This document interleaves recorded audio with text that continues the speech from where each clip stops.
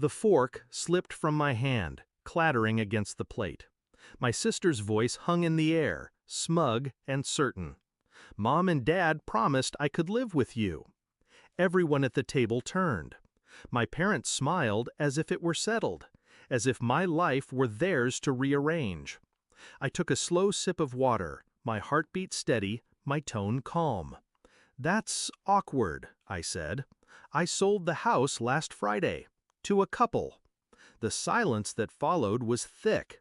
My sister's jaw dropped. My parents' smiles faltered. And in that silence, I savored the sound of their empire collapsing. You need to understand, my sister was always the chosen one.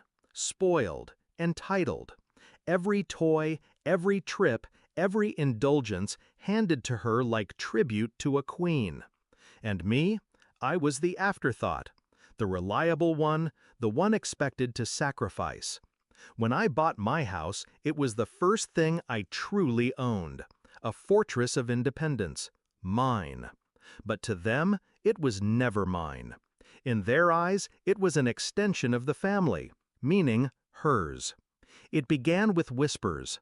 I overheard my mother on the phone.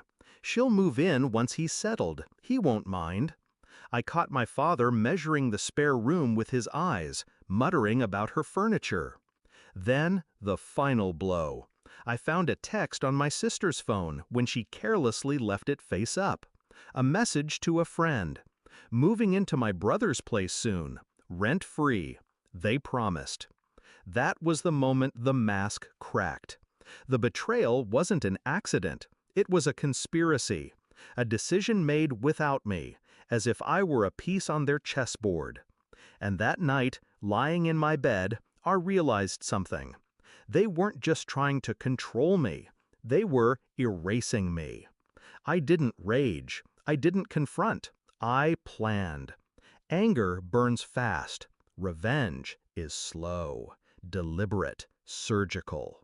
Step 1, call a realtor. Quietly, professionally.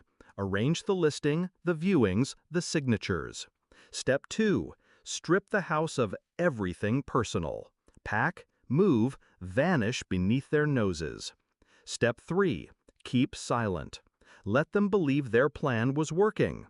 The key to revenge isn't power, it's timing. For weeks, I nodded politely at their comments, smiled when my sister joked about her new room. Let my parents dream aloud about how family takes care of family. Meanwhile, behind their backs, the papers moved forward. Showings scheduled, offers received, contracts signed. Every night I studied their faces at dinner, biting back a smile. They thought they were playing me. In reality, I was already gone. And then came the dinner, the perfect stage, a crowded table, relatives watching. My sister too comfortable, too arrogant.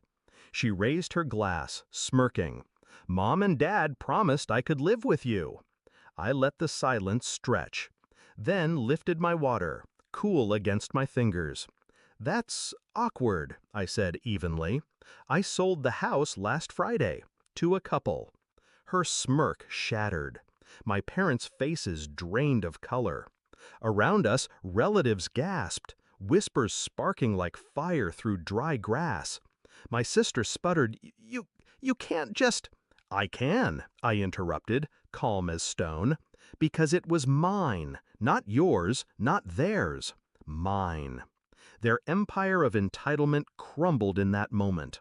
Every unspoken assumption, every manipulative plan, gone.